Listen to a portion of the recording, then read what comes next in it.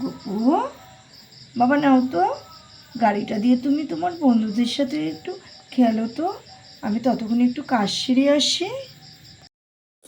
না মাম্মা, আমি আমার বন্ধুদের সাথে গাড়ি নিয়েছি।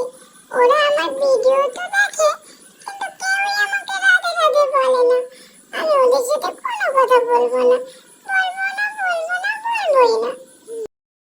না শোনা, এই কথা বলে না, ওরা তো তোমায় সকলে ভালোবাসে।